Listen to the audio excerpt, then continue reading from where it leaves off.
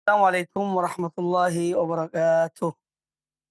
إن الحمد لله نحمده ونستعينه ونستغفره ونعوذ بالله من شرور أنفسنا ومن سيئات أعمالنا. من يهده الله فلا مضل له ومن يضلل فلا هادي له. وأشهد أن لا إله إلا الله وحده لا شريك له وأشهد أن محمدا عبده ورسوله. يا أيها الذين آمنوا اتقوا الله حق تقاته ولا تموتن إلا وأنتم مسلمون.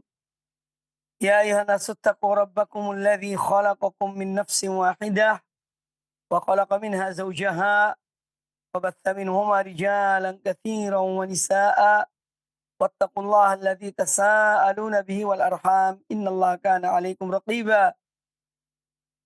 يا أيها الذين آمنوا اتقوا الله وقولوا قولا سديدا يصلح لكم أعمالكم ويغفر لكم ذنوبكم. ومن يطع الله ورسوله فقد فاز فوزا عظيما. أما بعد، فإن أحسن الحديث كتاب الله وخير الهدى هدى محمد صلى الله عليه وآله وسلم وشر الأمور محدثاتها وكل محدثة بدعة وكل بدعة ضلالة وكل ضلالة في النار. Ma'asyiral muslimin, kaum muslimat, para pemirsa dan para pendengar televisi radio Roja dimanapun Anda berada. Semoga senantiasa dirahmati Allah Subhanahu wa Ta'ala. Alhamdulillah, pada kesempatan yang baik ini Allah pertemukan kembali kita di dalam kajian salah satu karya tulis dari Al-Imam An-Nawawi rahimahullah ta'ala, yaitu kitab Riyadhus Salihin min kalami Sayyidil Mursalin sallallahu alaihi wa alihi wasallam. Pembahasan kita insyaallah ta'ala masih melanjutkan bab tentang keutamaan berdoa.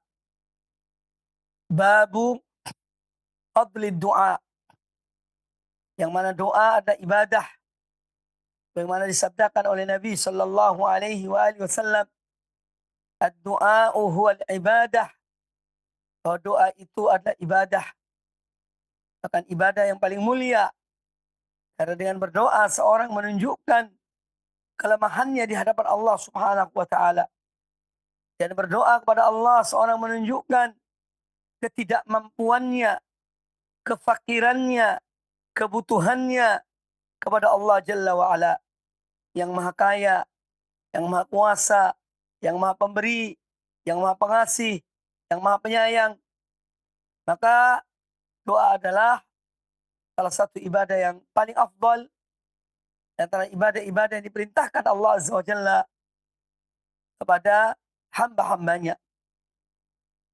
Dan Nabi kita Muhammad sallallahu alaihi wa alihi wasallam telah mengajarkan kepada kita yaitu doa-doa, dan bagaimana beliau berdoa mohon pada Allah Subhanahu wa taala.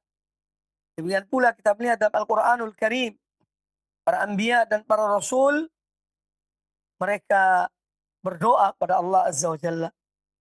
Demikian pula orang-orang yang saleh, hamba-hamba Allah yang taat, ya, bahwa mereka diceritakan dalam Al-Qur'anul Karim bagaimana doa mereka kepada Allah Subhanahu wa taala, bagaimana kebergantungan mereka kepada Allah Subhanahu wa taala. Maka dari itu, seorang yang bertauhid, seorang yang memiliki akidah yang benar, tauhid yang benar, maka Allah adalah tumpuan harapannya. Allah adalah tempat pengaduannya. Allah adalah sebagai tempat curhatannya. Semua problematika kehidupan yang dihadapinya, dia curahkan kepada Allah Subhanahu wa taala. Dia mengadu kepada Allah Subhanahu wa taala. Ini hakikat dari tauhid kepada Allah Azza wa Jalla. Dan seorang selalu berdoa, memohon, berharap, dan bertawakal kepada Allah Subhanahu wa taala. Kita telah membahas pada pertemuan-pertemuan yang lalu bab ini, ya, juga ada beberapa doa yang sudah dibacakan dari hadis-hadis Rasulullah sallallahu alaihi wasallam. Di antaranya adalah hadis Anas bin Malik radhiyallahu anhu, yang mana beliau berkata, kana aktsaru du'ai an-nabiyyi sallallahu alaihi wasallam Allahumma atina fid dunya hasanah wa fil akhirati hasanah wa qina adzabannar. Hadis muttafaqun alaih. Kata Anas bin Malik radhiyallahu an bahwa doa yang paling banyak dibaca dan dipanjatkan oleh Nabi sallallahu alaihi wasallam kepada Allah Azza wa Jalla adalah Allahumma atina fid dunya hasanah. Ya Allah, anugerahkanlah kepada kami di dunia ini kebaikan. Wa fil akhirati hasanah. Dan anugerahkanlah kepada kami di akhirat kebaikan. Wa qina adzabannar. Dan lindungilah kami, peliharalah kami dari azab api neraka. Hadis muttafaqun alaih. Dan telah dijelaskan bahwa doa ini ada dari Al-Quranul Karim. Kalau redaksi dari Al-Quranul Karim, bunyinya adalah Rabbana atina fid dunya hasanah wa fil akhirati hasanah wa qina adzabannar. Ini redaksi dari Al-Quranul Karim. Adapun redaksi dari hadis Nabi alaihissalam, bagaimana yang dikatakan oleh Anas bin Malik radhiyallahu an, yaitu Allahumma atina fid dunya hasanah wa fil akhirati hasanah wa qina adzabannar. Kita boleh menggunakan dua-dua redaksi tersebut.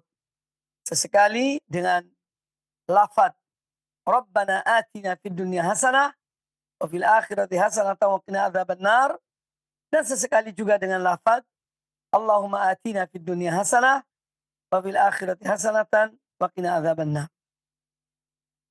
Ma'asyiral muslimin rahimani wa rahimakumullah. Tentang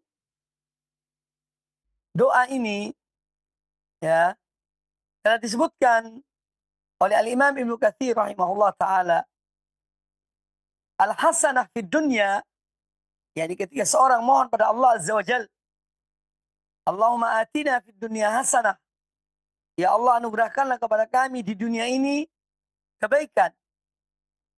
Kata Ibnu Katsir rahimahullah taala, al-hasanatu fid dunya tashmalu kulla matlubin dunyawiyyin, bahwa kebaikan yang bersifat duniawi ini mencakup semua yang menjadi tuntutan ya bersifat duniawi oleh seorang hamba, seperti afiah, minta kesehatan, keselamatan, ya, wadar, rohbah, termasuk rumah yang layak, rumah yang baik, wa zaujah hasanah, istri yang solehah, wa waladin bar, termasuk anak yang berbakti, anak yang soleh yang berbakti pada kedua orang tuanya, wa rizqin wasi'in, termasuk juga memohon pada Allah Ta'ala rezeki yang luas,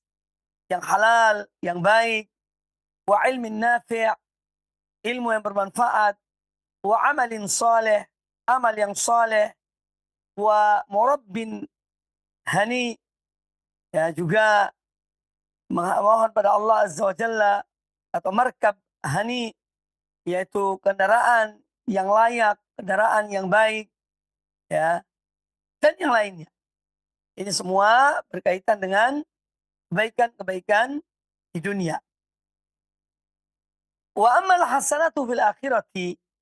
Lalu kata beliau rahimahullah taala, yakni al-Imam Ibnu Katsir, adapun kebaikan di akhirat tentu adalah fa'ala hadkhul jannah wa tawabi'uhu, yaitu dengan memohon kepada Allah Ta'ala agar dimasukkan dalam surga, ya, dan hal-hal yang berkaitan dengan kenikmatan-kenikmatan yang akan diberikan Allah kepada ahli surga, berupa minal amni minal faza'il akbar fil arsad, termasuk dalam hal ini adalah seorang mohon pada Allah Azza wa Jalla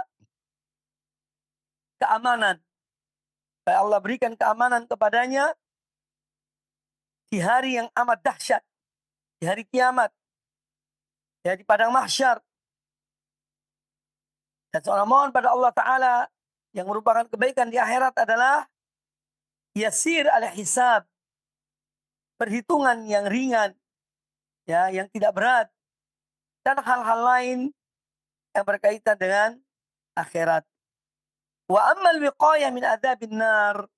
Adapun ketika seorang hamba mohon pada Allah Ta'ala agar dia dipelihara, dilindungi dari azab api neraka, yaitu dengan Allah memberikan kemudahan kepadanya untuk melakukan sebab-sebab yang baik di dunia ini, ya, agar dia diselamatkan dari azab api neraka. Sehingga dia terhindar dari perbuatan-perbuatan yang haram, dia terhindar dari hal-hal yang syubhat, ya, yang mana, ya, itu semua dapat menjerumuskan seorang hamba ke dalam api neraka. Waliyadzubillah. Ma'asyiral muslimin rahimani wa rahimakumullah. Para pemirsa, semoga senantiasa dirahmati Allah Azza wa Jalla. Hadis yang berikut yang kita bahas insyaallah pada kesempatan yang baik ini, kata Imam An-Nawawi rahimahullah taala, wa an Ibnu Mas'ud radhiyallahu anhu qala, dan dari Abdullah bin Mas'ud radhiyallahu anhu beliau berkata, anna Nabiy sallallahu alaihi wasallam kana yaqul, adalah Nabi, bahwasanya Nabi sallallahu alaihi wasallam dahulu beliau berdoa, di antara doanya, Allahumma inni as'aluka al-huda. Ya Allah, aku mohon kepada Engkau petunjuk. Wat-tuqa, aku mohon kepada Engkau ketakwaan. Wal-afaf, aku mohon kepada Engkau ya Allah agar aku mampu untuk menjaga kehormatan diriku. Wal-ghina, dan aku mohon kepada Engkau ya Allah akan kecukupan. Hadis muttafaqun alaih. Hadis riwayat Imam Muslim dalam Sahih Muslim. Jadi di antara doa yang dibacakan atau yang dipanjatkan oleh Nabi SAW kepada Allah Azza wa Jalla adalah, Allahumma inni as'aluka al-huda wat-tuqa wal-afaf wal-ghina. Ya Allah, aku mohon pada Engkau petunjuk. Petunjuk ini adalah karunia terbesar yang Allah anugerahkan kepada seorang hamba di muka bumi ini. Tidak ada nikmat yang lebih besar daripada nikmat hidayah. Tidak ada nikmat yang lebih agung dari nikmat iman dan Islam. Itu hidayah, petunjuk agar seorang memeluk agama Allah yang dibawa oleh Rasulullah Sallallahu Alaihi Wasallam. Satu nikmat yang luar biasa agungnya. Ya, maka dari itu para ulama-ulama ahlu sunnah mereka menyebutkan dalam kitab-kitab mereka tentang nikmat hidayah ini adalah murni dari Allah Subhanahu wa taala. Yahdi man yasha'u fadlan minhu. Allah memberikan petunjuk kepada siapa yang Allah kehendaki, murni semata-mata karunia dari Allah. Jadi hidayah yang harus pertama kali kita selalu memohon pada Allah Azza wa Jalla. Dan ini yang diajarkan oleh Rasulullah Sallallahu Alaihi Wasallam. Ya. Nah, ketika seorang sudah mendapatkan hidayah, dalam arti dia telah memeluk Islam, dia telah mengenal Allah, beriman kepada Allah, beriman pada Rasulnya, dan beriman kepada hal-hal yang wajib dia imani. Namun, mengapa seorang hamba dianjurkan untuk terus memohon hidayah kepada Allah? Bahkan kita di dalam solat-solat kita, setiap rakaat dalam solat kita, kita selalu membaca surat Al-Fatihah. Yang mana salah satu ayatnya adalah, ihdinas siratal mustaqim. Tunjukilah kepada aku jalan yang lurus. Ya. Nah, apa hikmah di balik itu? Padahal seorang telah mendapat hidayah, dia telah memeluk agama Allah. namun dia tetap memohon pada Allah setiap hari, setiap rakaat salatnya, minta pada Allah Ta'ala agar Allah berikan petunjuk padanya. Ini maknanya adalah supaya kita ini diberikan ketetapan. Ketetapan di atas hidayah Allah. Supaya tidak menyimpang dari hidayah Allah. Tidak keluar dari agama Allah. Jadi ketika seorang berulang-ulang memohon petunjuk pada Allah, adalah agar dia diberikan ketetapan oleh Allah Azza wa Jalla di atas agama Allah, di atas hidayah Allah, sampai akhir dari kehidupannya meninggalkan dunia ini. Jadi ini hikmah yang pertama. Mengapa kita selalu mohon pada Allah Ta'ala hidayah. Dalam doa kita, ihdinas siratal mustaqim. Ya, agar kita tetap di atas hidayah itu. Yang kedua, manusia tidak mengetahui apa akhir dari kehidupannya. Ya, seorang hamba tidak mengetahui apakah dia di akhir kehidupannya ditutup dengan kebaikan, ataukah dia na'udzubillah min dzalik melenceng dari kebenaran, menyimpang dari al-haq. Kita tidak mengetahuinya. Makanya seorang hamba terus berdoa, memohon kepada Allah Subhanahu wa taala agar dia diberikan husnul khatimah, kematian, penutup yang baik. Karena al-a'malu bil khawatim. Bagaimana disabdakan oleh Nabi sallallahu alaihi wasallam bahwa amal-amal manusia dilihat dari apa akhirnya, apa penutupnya, ya, apa penghabisannya, apa finishnya. Ya. Kalau dia berakhir dengan kebaikan, maka insya Allah dia akan selamat. Dia berakhir di atas petunjuk Allah, meninggal dalam keadaan tetap di atas hidayah Allah, maka satu kebaikan yang luar biasa. Tapi na'udzubillah min dzalik, kalau seorang mati dalam kesesatan, mati dalam penyimpangan, mati dalam keluar dari agama Allah, na'udzubillah. Nah, oleh karena itu, kita dianjurkan, diperintahkan, supaya selalu mohon petunjuk pada Allah Subhanahu wa ta'ala. Dan ini yang pertama kali dimohon oleh Nabi SAW. Allahumma inni as'alukal huda. Ya Allah, sesungguhnya aku mohon pada engkau petunjuk. Wattuqa. Ya Allah, aku mohon pada engkau ketakwaan. Karena ketakwaan ini adalah untuk mewujudkan petunjuk itu. Orang yang mendapat petunjuk, kalau dia tidak bertakwa, maka dia tidak akan maksimal melaksanakan petunjuk itu. Ya, karena kurangnya ketakwaan.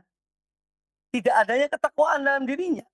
Maka ketika seorang mendapat petunjuk dari Allah Azza wa Jalla, kemudian dia diberikan oleh Allah ketakwaan, maka sempurnalah hamba itu.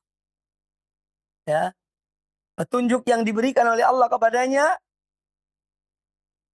berupa perintah-perintah Allah, larangan-larangan Allah, dan yang lainnya, dia akan melaksanakan dengan sebaik-baiknya. Karena apa? Ada ketakwaan dalam dirinya. Makanya Nabi SAW setelah memohon pada Allah Azza wa Jalla petunjuk, beliau memohon kepadanya ketakwaan.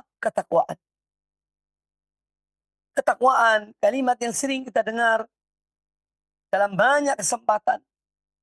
Dalam khutbah Jumat, dalam ceramah-ceramah agama, ya, kita selalu mendengar perintah untuk bertakwa pada Allah Azza wa Jalla. Ya. Nah, maka ketakwaan itu adalah dengan seorang betul-betul bertakwa pada Allah Azza wa Jalla. Takut pada Allah. Seorang merasa dirinya terus dipantau oleh Allah Azza wa Jalla. Dicermati oleh Allah Subhanahu wa ta'ala. Sehingga dia tetap melaksanakan kewajiban-kewajiban yang Allah wajibkan kepadanya. Dan dia meninggalkan larangan-larangan Allah. yang Allah mengharamkan atau melarangnya. Kalaupun seorang hamba terjerumus dalam suatu perbuatan dosa, maka hamba yang bertakwa pada Allah Ta'ala, dia segera kembali kepada Allah. Dia segera bertobat pada Allah Ta'ala. Memohon ampun kepadanya. Ini tentang ketakwaan. Ketakwaan kepada Allah Azza wa Jalla apabila terwujud dalam hati seorang hamba, maka seluruh anggota badannya juga akan takwa kepada Allah Ta'ala. Nah, oleh karena itu pusat dari ketakwaan dalam diri seorang hamba, apabila dia ingin menjadi hamba yang bertakwa pada Allah Ta'ala, tanamkanlah ketakwaan itu di dalam hatinya. Tancapkanlah ketakwaan itu dalam hati seorang. Kalau dalam hati seorang hamba itu bertakwa pada Allah Ta'ala, maka seluruh anggota badannya pun akan bertakwa kepada Allah Subhanahu wa Ta'ala. Lisannya akan bertakwa pada Allah Ta'ala. Pendengarannya akan bertakwa kepada Allah Subhanahu wa Ta'ala. Pandangannya akan bertakwa kepada Allah Ta'ala. Kaki tangannya pun akan bertakwa kepada Allah Subhanahu wa Ta'ala. Karena apa? Dia telah memupuk, menumbuhkan ketakwaan itu dalam hatinya. Nah, isyarat ini telah disampaikan oleh Nabi SAW dalam hadis beliau, at-taqwa hahuna, at-taqwa hahuna, at-taqwa hahuna. Beliau mengulang-ulangi sampai 3 kali.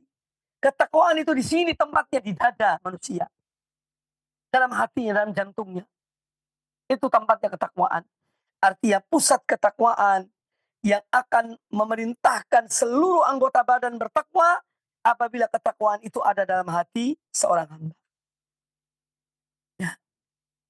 Maka di sini pentingnya kita selalu mencermati hati kita, ya, ketakwaan yang ada di dalamnya.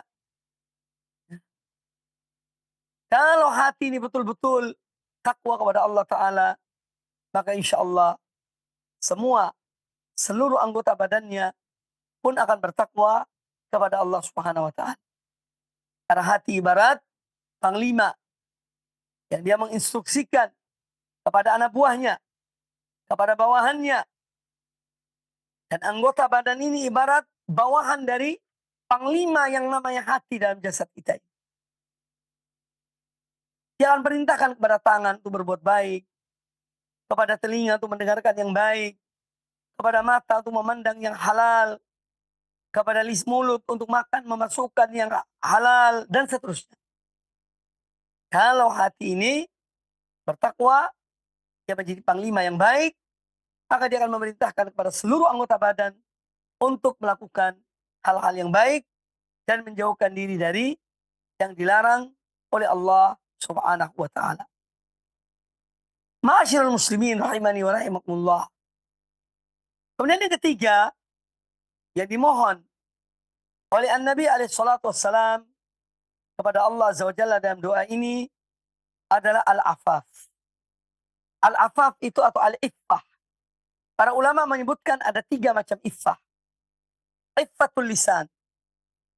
Ya, seorang yang selalu menjaga lisannya dari ucapan-ucapan yang kotor, ucapan yang jorok, dari kedustaan, dari berdusta, dari memfitnah, dan yang lainnya. Ya, ini afiful lisan. Orangnya disebut afiful lisan. Fulan ini afiful lisan. Ini fulan ini orang yang selalu menjaga lisannya. Ini nama iffatu al-lisan. Kemudian yang kedua adalah iffatul batan. Para ulama menyebutkan jenis menjaga kehormatan diri yang kedua adalah menjaga perut dari memasukkan yang haram dalam perut ini, dari memakan hal-hal yang diharamkan oleh Allah Azza wa Jalla. Ya. Dia selalu afif. Ya, dia lebih baik hidup sederhana sesuai dengan hasil pencahariannya, tapi itu halal, daripada dia hidup berfoya-foya, hidup dalam kekayaan, kemewahan, tapi dari harta yang haram. Ya. Nah, orang yang afiful batan, dia adalah orang yang selalu menjaga mulutnya dari memasukkan yang haram ke dalam perutnya. Ini iffatu al-batan. Kemudian yang ketiga, iffatul faraj. Yang ketiga adalah iffatu al-faraj. Orang yang selalu menjaga kehormatan dirinya dan menjaga kemaluannya dari hal-hal yang diharamkan oleh Allah Azza wa Jal, dari berzina dan yang lainnya yang diharamkan oleh Allah Subhanahu wa taala. Ini ada 3 macam iffah. Ya, dan ini mencakup apa yang dimohonkan oleh Nabi alaihi salatu wassalam dalam hadis ini, dalam doa ini mencakup 3 jenis iffah. Iffatul lisan, iffatul batan, dan iffatul faraj. Menjaga kehormatan lisan, menjaga kehormatan diri dengan tidak memakan yang haram, dengan menjaga kehormatan seseorang akan dirinya dari melakukan hal-hal yang akan mencemarkan nama baiknya, nama keluarganya, dengan misalnya naudzubillah min dzalik, dan terjerumus dalam perbuatan zina, ya, yang berkaitan dengan kemaluan. Nah, ini masalah al-afaf. Maka seorang hamba mohon pada Allah Azza wa Jalla al-afaf. Dan Allah melindunginya, ya, melindungi lisannya, melindungi perutnya, melindungi kemaluannya dari hal-hal yang diharamkan oleh Allah Subhanahu wa taala. Kemudian yang keempat yang dimohon oleh Nabi alaihi salatu wassalam kepada Allah Azza wa Jalla dalam doa ini, wal ghina. Ya Allah, berikanlah kepada aku, atau aku mohon pada Engkau ya Allah, al-ghina. Al-ghina yaitu seorang merasa cukup dengan pemberian Allah Azza wa Jalla. Dia selalu merasa puas terhadap apa yang Allah anugerahkan kepadanya. Nah, inilah hakikat orang yang paling kaya. Ada orang yang selalu bersyukur kepada nikmat Allah Ta'ala. Orang yang selalu puas dengan pemberian Allah Azza wa Jalla kepadanya. Nah, maka dia akan merasa bersyukur, merasa puas, merasa cukup, sehingga dia menjadi orang yang paling kaya. Ya. Kata Nabi SAW, aghnal ghina ghina nafs. Ya. Kekayaan yang paling kaya adalah kekayaan di diri seseorang. Yang dia bersyukur pada Allah Azza wa Jalla, ya, dia puas akan pemberian Allah Subhanahu wa taala kepadanya. Dan orang yang selalu bersyukur pada Allah Azza wa Jalla akan nikmat-nikmatnya, Allah akan menambah nikmat itu. La in syakartum la azidannakum. Jika kamu bersyukur, sungguh aku benar-benar akan menambah nikmat itu pada kamu. Tetapi apa? Wala in kafartum. Jika kalian kufur, tidak bersyukur, yakni kepada nikmatku, ya, wala in kafartum inna adzabi lasyadid. Sungguhnya azabku ada azab yang pedih. Ma'asyiral muslimin rahimani wa rahimakumullah, maka sudah seyogianya seorang hamba selalu mohon pada Allah Azza wa Jalla dengan membaca doa yang diajarkan oleh Nabi alaihi wasallam kepada kita. Allahumma inni as'aluka al-huda wat tuqa wal afaf wal ghina. Kemudian hadis yang berikutnya. Wa an Tariq bin Ashyam radhiyallahu anhu qala kana ar-rajulu idza aslama allamahu an-nabiy sallallahu alaihi wasallam as-salah. Kata Tariq bin Ashyam radhiyallahu taala anhu, bahwa dahulu seseorang kalau dia memeluk Islam, maka Nabi alaihi salatu wassalam mengajarkan kepadanya salat. Ya, setelah dia mengucapkan 2 kalimat syahadat, kemudian Nabi alaihi wasallam mengajarkan kepada orang itu salat. Dan salat adalah rukun Islam yang kedua. Setelah mengucapkan 2 kalimat syahadat. Makanya Nabi alaihi salatu wassalam, beliau mengajarkan salat kalau ada orang yang memeluk Islam. Tsumma amarahu an yad'u biha ulai kalimat. Kemudian Nabi alaihi wasallam memerintahkan kepada orang yang masuk Islam itu, yang sudah diajarkan bagaimana tata cara sholat, maka kemudian Nabi alaihi wasallam menyuruh orang itu untuk berdoa. Dan doa-doa di bawah ini. Allahumma gfirli. Ya Allah, ampunilah aku. Warhamni. Rahmatilah aku. Wahdini. Berilah aku petunjuk. Wa'afini. Selamatkanlah aku. Warzukni. Dan berikanlah kepada aku rezeki. Hadis riwayat Imam Muslim. Wa fi riwayatin lahu an Tariq annahu sami'a an-nabiy sallallahu alaihi wasallam. Kemudian dalam riwayat dalam satu redaksi yang lain juga diriwayatkan oleh Imam Muslim dari Tariq bin Asyam ini bahwa Tariq bin Asyam ini mendengar An-Nabi alaihi salatu wasallam wa atahu rajulun, ada seorang yang datang kepada beliau. Seorang datang menemui Rasulullah sallallahu alaihi wasallam. Faqal, lalu orang itu berkata, "Ya Rasulullah, wahai Rasulullah, kaifa aqulu hina as'alu rabbi?" Wahai Rasulullah, apa yang seyogianya aku ucapkan ketika aku memohon kepada Tuhanku? Ya, ya Rasulullah, kaifa aqul hina as'alu rabbi? Bagaimana ucapan yang seyogianya aku ucapkan ketika aku mohon kepada Rabbku, kepada Tuhanku? Qal, kata Nabi alaihissalam, qul, katakanlah, ucapkanlah dalam permohonanmu, Allahumma gfirli. Ya Allah, ampunilah aku. Warhamni, rahmatilah aku. Wa'afini, berikanlah aku keselamatan, kesehatan dan keselamatan. Warzukni, dan berikanlah aku rezeki. Fa inna haula'i tajma'u dzalika dunyaka wa akhirataka. Kata Nabi alaihi wasallam, karena sungguhnya 4 hal ini ya memadukan semua kebaikan duniamu dan kebaikan akhiratmu. Ya. Jadi ada 4 hal yang dimohon dalam doa ini. Yang redaksi yang kedua. Itu Allahumma gfirli, ya Allah ampunilah aku. Warhamni, rahmatilah aku. Wa'afini, selamatkanlah aku. Dan berikanlah aku rezeki. 4 hal ini mencakup semua kebaikan dunia dan akhirat. Nah, di dalam hadis ini kita melihat ya bagaimana para sahabat radhiyallahu anhum ajma'in di dalam menuntut ilmu. Ya, setelah mereka memeluk Islam, ya mereka mendatangi Nabi alaihi salatu wassalam, kemudian beliau mengajarkan kepada mereka tentang ajaran-ajaran Allah dan Rasulnya sallallahu alaihi wasallam. Ya, termasuk dalam hal ini kita melihat pula bahwa betapa semangatnya An-Nabi alaihi salatu wassalam dalam mengajarkan kebaikan kepada para sahabat beliau, kepada umat beliau. Ya.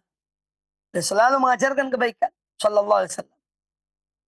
Yang pertama kali diajarkan oleh Nabi alaihi salatu wassalam setelah seorang memeluk Islam adalah tata cara sholat.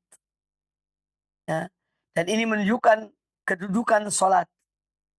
Menunjukkan manzilah. Kedudukan sholat dalam Islam. Yang mana sholat adalah yang pertama kali akan dihisab dari kiamat kelak.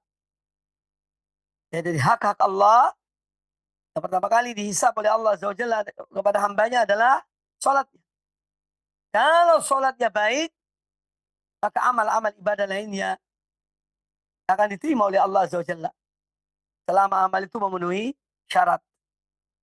Tetapi kalau sholatnya ditolak, tidak diterima oleh Allah Azza wa Jalla, maka amal-amal yang lainnya pun akan ditolak oleh Allah Subhanahu wa ta'ala. Maka yang pertama kali diajarkan oleh An-Nabi alaihissalam ketika seorang baru memeluk Islam, mengucapkan 2 kalimat syahadat, yang diajarkan adalah sholat. Ini menunjukkan pentingnya sholat. Dan kita tidak boleh main-main dengan masalah sholat. Nah, sholat adalah imaduddin atau amaduddin. amududdin. Salat adalah tiangnya agama ini. Ya, maka jangan menggampangkan masalah salat. Sekarang kita sayangkan banyak di antara kaum muslimin yang meremehkan masalah salat, menggampangkan masalah salat sehingga mereka meninggalkan salat. Ya, naudzubillah. Padahal salat adalah yang pertama kali akan dihisab di hari kiamat kelak. Kemudian juga hadis ini dalam doa-doa yang diajarkan oleh Nabi alaihissalam mengandung pengakuan seorang hamba akan dosa-dosanya. Hingga Nabi alaihissalam mengajarkan kepada kita, ya dalam hal ini kepada orang ini, Allahumma gfirli, katakanlah, ya Allah ampunilah aku. Nah ini merupakan pengakuan akan dosa seorang hamba. Dan tidak ada manusia yang luput dari dosa dan kesalahan. Bagaimana disabdakan oleh Nabi alaihissalam di atas lisan beliau sallallahu alaihi wasallam, kullu bani adam khatta'un wa khairul khatta'in at-tawwabun. Setiap bani Adam itu pasti berbuat banyak kesalahan. Khata itu menunjukkan banyak, ya, menunjukkan banyaknya perbuatan salah, perbuatan dosa. Kemudian kata beliau, wa khairul khatta'in at-tawwabun. Dan sebaik-baik orang yang banyak berbuat salah, yang banyak berbuat kesalahan, banyak berbuat dosa, at-tawwabun. Itu orang yang banyak bertaubat kepada Allah Subhanahu wa taala. Dan Allah zat yang maha pengampun, zat yang maha pengasih. Allah Ta'ala menyebutkan kepada hamba-hambanya, ya ibadi innakum tukhti'una bil-laili wan nahar. Wahai hamba-hambaku, sungguhnya kalian selalu berbuat dosa. Di malam hari, di siang hari. Wa ana aghfirud dzunub. Dan aku zat yang memberikan ampunan. Fastaghfiruni aghfir lakum. Maka mohonlah kepada aku ampunan. Niscaya aku mengampuni kalian. Subhanallah. Betapa rahmatnya Allah Azza wa Jalla. Betapa pengasihnya dan pengampunnya Allah Azza wa Jalla. Allah menyebutkan, wahai hamba-hambaku, sesungguhnya kalian selalu berbuat kesalahan. Selalu berbuat dosa. Malam dan siang, siang dan malam. Wa ana aghfirud dzunub. Dan aku zat yang mengampuni dosa. Ya. Fastaghfiruni. Maka mintalah ampun kepada aku. Mintalah ampun kepada aku. Aghfir lakum. Niscaya aku akan mengampuni dosa-dosa kalian. Oleh karena itu, ya, hadis qudsi ini mengajarkan kepada kita, ya, agar kita selalu memperbanyak istighfar, memperbanyak mohon ampun kepada Allah Subhanahu wa taala. Allah zat yang maha pengampun. Kesalahan apapun yang kita lakukan, entah dalam masalah akidah, dalam masalah manhaj, dalam masalah ibadah, ya, dan yang lainnya, dari dosa-dosa yang kita lakukan, mohon ampun pada Allah Azza wa Jalla. Bertobat pada Allah Subhanahu wa taala. Dia maha pengampun. Ya, dia maha pengampun. Dan sampai kita putus asa dari rahmat Allah Subhanahu wa taala. Kemudian bahwa kandungan doa-doa ini juga mencakup kepentingan dunia dan akhirat, keselamatan dunia dan akhirat. Di dunia termasuk mohon rezeki yang baik, yang halal kepada Allah Azza wa Jalla. Ya, dia yang maha pemberi rezeki. Maka minta pada Allah, mohon pada Allah, bekerjalah, berbuatlah, berusahalah, dan mohon pada Allah Azza wa Jalla. Ya, jangan berpangku tangan. Ya, karena kita hidup di dunia ini, Allah memberikan kelengkapan dalam fisik kita, dalam tubuh kita ini. Salah satu hikmahnya adalah untuk kita gunakan dalam bekerja. Ya, dalam mencari rezeki. Selain beribadah pada Allah Subhanahu wa taala. Ya. Juga untuk kita melaksanakan atau mencari rezeki. Dan orang yang bekerja, berusaha, Allah akan memberikan kepadanya. Ya, Allah akan memberikan kepadanya. Karena Allah Ta'ala berfirman, "Famshu fi manakibiha wa kulu min rizqih." Berjalanlah kalian di muka bumi ini dan makanlah dari rezeki Allah. Perintah untuk berusaha, untuk berbuat, untuk bekerja. Ini ajaran Islam. Ya, bekerja, berusaha, ini ada ajaran Rasulullah SAW. Ajaran Allah dan Rasulnya. Ya, adapun minta-minta, mengemis, tidak. Ini hal-hal yang dilarang dalam agama Allah. Kecuali dalam kondisi-kondisi tertentu. Orang boleh meminta. Tapi ketika dia dalam keadaan sehat walafiat, dalam keadaan bisa bekerja, bisa berusaha untuk mencari ya rezekinya, maka bekerja lebih mulia bagi seorang mukmin daripada dia meminta-minta kepada manusia. Kadang diberikan, kadang tidak diberikan. Bahkan kadang dikata-katai. Ketika seorang banyak meminta-minta, itu akan dibenci oleh manusia. Ya, tapi kalau seorang dia bekerja ya, dan dia berusaha, maka dia akan mendapatkan pujian dari manusia. Fulan, Masya Allah, orang yang rajin, orang yang tekun, orang yang bekerja, ya, untuk menafkahi dirinya, menafkahi istrinya, keluarganya. Ya, tapi kalau seorang hanya bisa yang meminta-minta, ini akan dihina oleh manusia. Apa sih fulan itu? Bisanya hanya minta-minta, tak mau bekerja. Nah, maka Islam mengajarkan kemuliaan kepada kita. Salah satunya adalah dengan kita bekerja, kita berusaha. Selebihnya kita serahkan kepada Allah Subhanahu wa Ta'ala.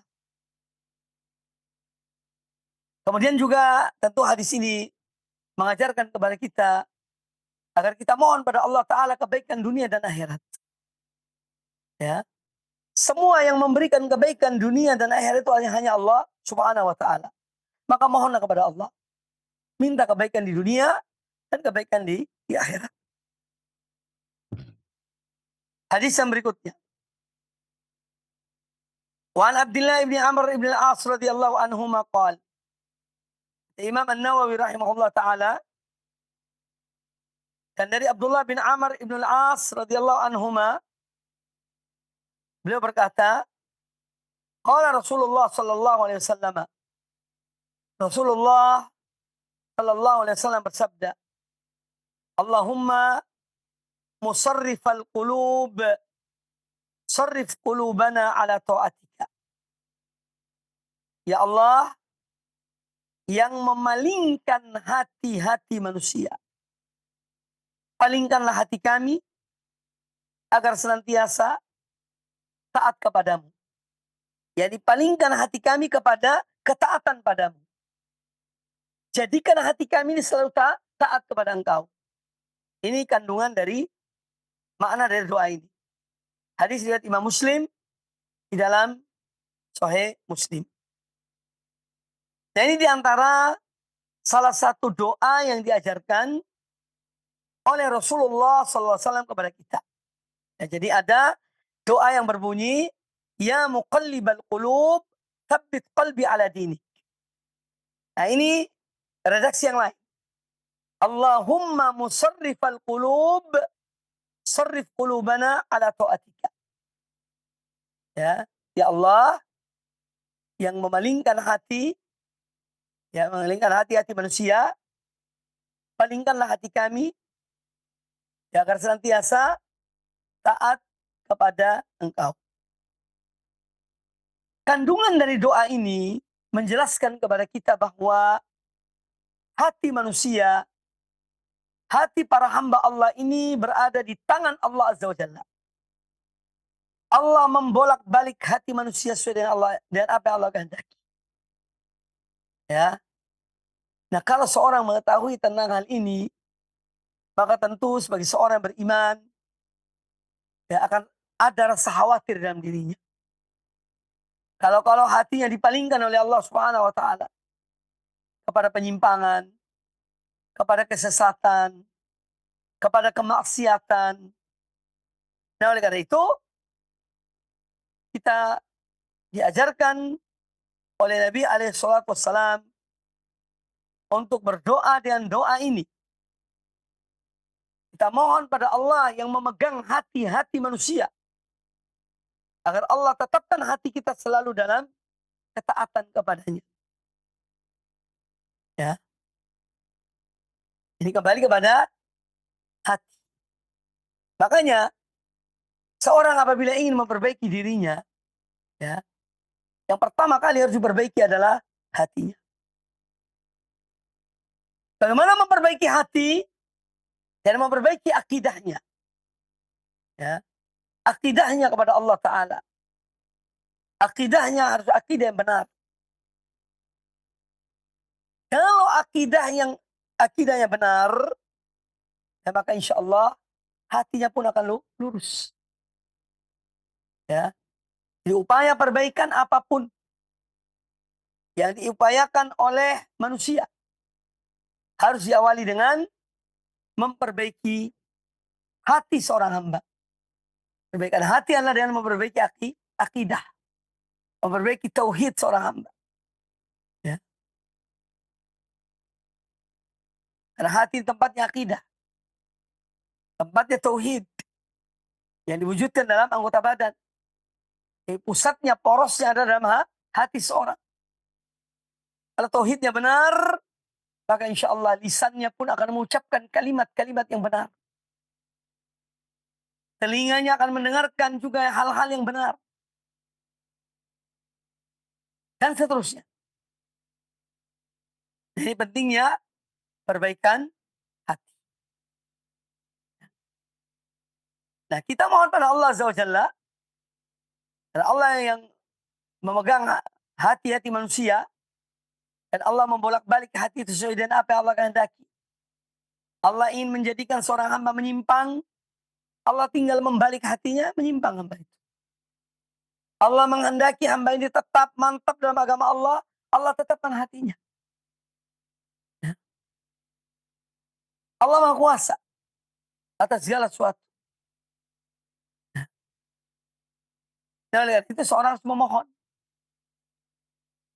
Karena dia tidak tahu tentang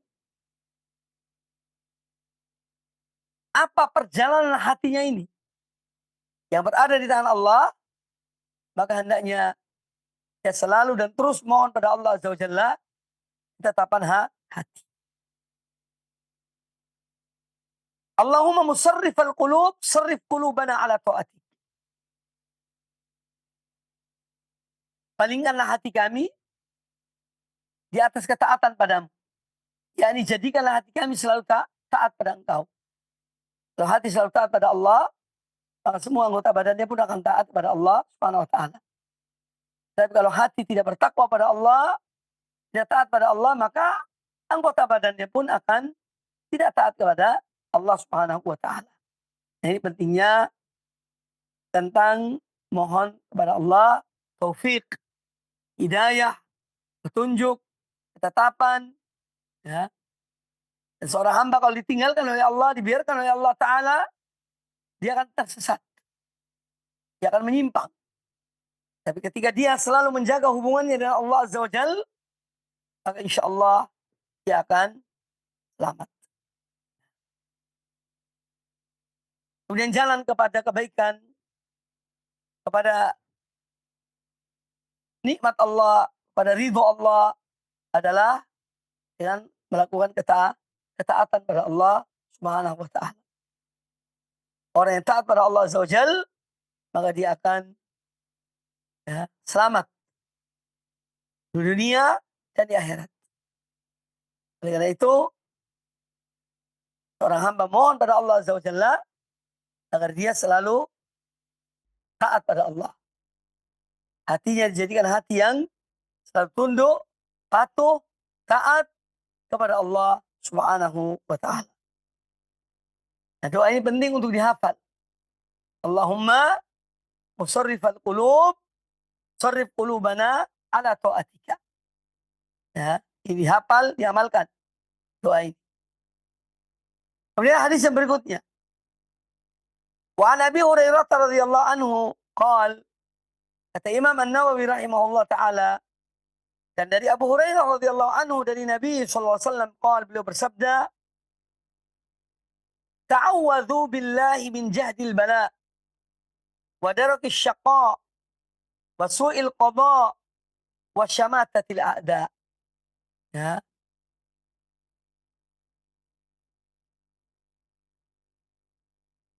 Ini salah satu doa yang juga kita diajarkan oleh Nabi alaihi salatu wassalam. Dari Abu Hurairah radhiyallahu taala anhu, beliau berkata, dari Nabi sallallahu alaihi wasallam, beliau menyuruh kita, ta'awwadhu, berlindunglah kalian, ya, min jahdil bala, dari jahdil bala, yaitu sulitnya ujian yang Allah berikan pada seorang hamba. Ini dari bala bencana, cobaan-cobaan. Minta perlindungan pada Allah dari itu semuanya. Wa darakis syaqa, dan mohonlah kepada Allah perlindungan dari menjadi orang-orang yang celaka. Diminta perlindungan pada Allah Ta'ala dari kecelakaan. Kecelakaan dunia dan akhirat. Naudzubillah. Ya. Wa darakis asyaqa wa su'il qada, dan mohonlah kepada Allah perlindungan dari putusan Allah yang buruk kepada seorang hamba. Su'il qada. Wa syamatatil a'da, dan mohonlah perlindungan pada Allah Ta'ala dari syamatatil a'da. Syamatatul a'da itu artinya ketika seorang dia mempunyai musuh, lawan, kemudian dia orang ini kena musibah, ya, ditertawain oleh lawannya. Senang mereka karena dia kena musibah. Dan minta perlindungan dari hal tersebut. Minta perlindungan dari hal, maka di sini ada 4 hal yang kita diperintahkan oleh Nabi alaihissalam untuk mohon perlindungan pada Allah dari hal tersebut. Ada 4. Jahdil bala, ya, ujian dan cobaan yang berat, ya, seorang tidak mampu untuk menerimanya. Kemudian darakis syaqa, mohon perlindungan pada Allah Ta'ala dari seorang menjadi orang yang celaka, ya. Wa su'il qada, mohon perlindungan pada Allah Ta'ala dari putusan yang jelek, yang buruk, yang menimpa seorang hamba. Dan yang keempat adalah mohon perlindungan pada Allah Ta'ala dari senangnya lawan karena musibah yang menimpa kepada seorang hamba. Maka bentuk doanya, ya, kalau seorang ingin berdoa dengan doa ini, dia mengatakan, Allahumma inni a'udzubika min jahdil bala'i wa darakis syaqa'i wa su'il qada'i wa syamatatil a'da.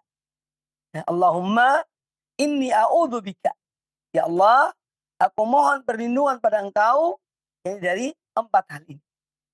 Karena Rasulullah SAW memerintahkan, ta'awwadhu, mohonlah kalian perlindungan kepada Allah dari hal-hal ini. Maka doa kita ketika berdoa dengan doa ini, Allahumma inni a'udzubika min jahdil bala'i wa darakis syaqa'i wa su'il qada'i wa syamatatil a'da. Ini bentuk doanya kalau kita berdoa kepada Allah Subhanahu wa ta'ala. Yang dikandung oleh hadis ini adalah bahwa Nabi alaihissalam, beliau selalu menginginkan kebaikan kepada umat ini, kepada umat beliau.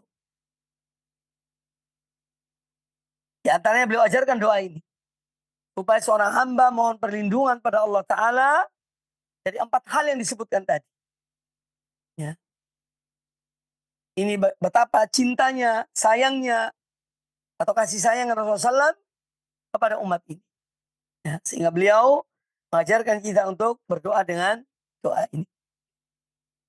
Kemudian juga bahwa doa ini tidak bertentangan dengan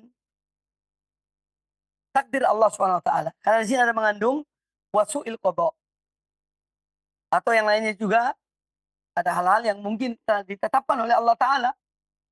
Tapi doa ini tidak bertentangan dengan ya, permohonan seorang hamba untuk mendapatkan kebaikan dari Allah Subhanahu wa Ta'ala.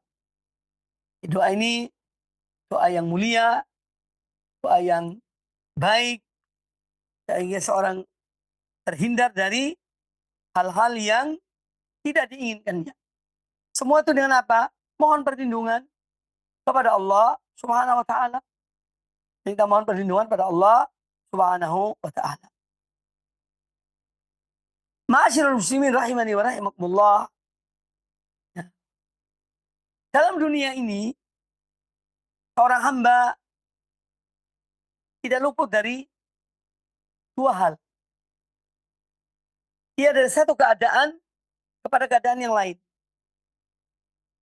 Yaitu antara nikmat dan ujian.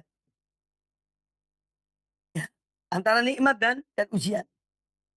Dan ketika seorang diuji oleh Allah Subhanahu wa Ta'ala, maka dia dituntut untuk apa? Bersabar. Untuk bersabar. Ketika seorang diberikan nikmat oleh Allah Azza wa Jalla, maka dia dituntut untuk bersyukur. Ya. Untuk bersyukur. Kemudian doa ini juga mengajarkan kepada kita pada hakikatnya bahwa Allah Maha Kuasa atas segala sesuatu. Allah yang menetapkan segala sesuatu pada hamba-hambanya dan pada alam semesta ini. Ya. Kewajiban kita adalah melakukan sebab. Sebab-sebab yang Allah ajarkan dan Rasulnya. Sebab-sebab yang dihalalkan dan dibolehkan oleh agama, kita kerjakan. Ya. Selebihnya, kita serahkan pada Allah Subhanahu wa Ta'ala. Dan demikian maka seorang hamba insya Allah yang akan jalani kehidupan ini dan penuh kesyukuran dan kesabaran. Ketika dia mendapat nikmat, dia bersyukur. Ketika dia diuji oleh Allah Ta'ala, dia bersabar. Dan itulah perkara orang mukmin. Bagaimana disabdakan oleh Nabi SAW, ajaban li amril mu'min, inna amrahu kullahu khair. Sungguh menakjubkan perkara seorang mukmin, semua perkaranya, perihalnya adalah baik. Kalau dia diberikan nikmat, dia bersyukur, dan itu baik baginya. Dan kalau dia diberikan ujian, dia bersabar, dan itu adalah baik baginya. Ya, maka nikmat. Ya, ketika kita menjadi seorang beriman pada Allah, yakin pada Allah, ya, mantap dalam kehidupan ini, ya, keyakinan kita pada Allah Azza wa Jalla, maka seorang akan tenang dalam hidupnya. Ya, sinilah pentingnya tauhid. Maka orang yang selalu bergantung pada Allah, ini orang yang betul-betul bertauhid. Ya. Tapi kalau seorang yang selalu aneh-aneh, ya, melakukan hal-hal yang dilarang, atau bergantung pada selain Allah, ya, memohon pada selain Allah, ini akan goncang hidupnya. Dan dia melakukan perbuatan syirik pada Allah Azza wa Jalla. Jadi orang yang bertauhid adalah orang yang paling tenang hidupnya di dunia ini. Ya, mau bertauhidlah. Dan kuatkanlah tauhid kita pada Allah Azza wa Jalla. Tauhid tidak hanya teori. Tauhid tidak hanya ucapan. Tauhid tidak hanya ceramah. Tauhid tidak hanya penerangan agama. Tauhid adalah diwujudkan dalam kehidupan kita. Kita ejawantahkan, ya, dalam kehidupan kita. Itu kebergantungan kita kepada Allah Ta'ala. Keyakinan kita kepada Allah Ta'ala. Tawakal kita kepada Allah Ta'ala. Ya. Kepasrahan kita kepada Allah Subhanahu wa Ta'ala. Dan permohonan kita hanya kepada Allah Subhanahu wa Ta'ala. Seorang yang demikian akan tenang hidup. Dunia mau kiamat, silahkan kiamat. Ya. Tapi dia tetap dengan keyakinannya kepada Allah Subhanahu wa Ta'ala. Ma'asyiral muslimin rahimani wa rahimakumullah. Demikian sejumlah hadis Nabi sallam berkaitan dengan doa yang dapat disampaikan, dan insya Allah pada pertemuan yang akan datang kita masih melanjutkan beberapa macam doa lagi dalam bab ini yang dibawakan oleh Imam An-Nawawi rahimahullah taala dalam bab tentang keutamaan doa. Dan di sini kita akan dapati ya betapa doa-doa Rasulullah SAW itu sangat mencakup kebaikan dunia dan akhirat. Kalimat-kalimatnya indah, ya. Kalimat-kalimatnya indah, singkat, padat, ya, ya, dan mengandung makna yang luar biasa. Nah, ini yang seyogianya kita juga berupaya untuk menghafalnya. Dihafal doa-doa ini, ya, dihafal. Cara menghafalnya dibaca dulu berkali-kali, diamalkan, ya. Ketika kita berdoa, mungkin pertama dengan membawa kitab, ya, tapi setelahnya akan dengan sendirinya hafal. Ketika kita berulang-ulang membacanya, maka dia akan menjadi sesuatu yang dihafalkan. Nah, oleh karena itu, doa-doa ini sangat baik dan mulia. Kami tentu berharap juga yang mempunyai kitab ini, silakan buka kitab ini. Riyadhus Shalihin. Tulis doa-doa ini. Dan banyak doa-doa di dalam kitab-kitab doa, itu diamalkan, ya, yang sebaik-baiknya. Doa-doa yang mulia, yang mengandung makna-makna yang luar biasa kandungannya. Kaum muslimin, kaum muslimat, para pemirsa, para pendengar televisi, radio Roja, dimanapun Anda berada, alhamdulillah, semoga Allah SWT senantiasa menganugerahkan kepada kita ilmu yang bermanfaat dan amal yang soleh. Mari kita terus menuntut ilmu, terus mempelajari Islam ini, ya, sehingga kita betul-betul beragama di atas hujjah, beragama di atas dalil, ya, sehingga kita berharap dengan demikian amal-amal kita, ibadah kita diterima oleh Allah Subhanahu wa taala, dan semoga kita terus diberikan taufik dan istiqomah oleh Allah Subhanahu wa taala. Dan ingat, dari kajian kita pada hari ini mengajarkan kepada kita, menuntut kita untuk memperbanyak berdoa dan memohon pada Allah Subhanahu wa taala kebaikan dunia dan kebaikan akhirat. Semoga apa yang disampaikan pada kesempatan yang baik ini bermanfaat bagi kita semuanya, dan semoga Allah menjadikan ini sebagai timbangan amal kebaikan kita di akhirat kala. Akhirnya, lebih kurangnya saya mohon maaf. Aku qauli hadza wa jazakumullah khairan. Saya ucapkan jazakumullah khairan kepada semuanya, ya, atas kajian ini. Semoga bermanfaat. Subhanakallah bihamdika asyhadu an la ilaha illa anta astaghfiruka wa atubu ilaik.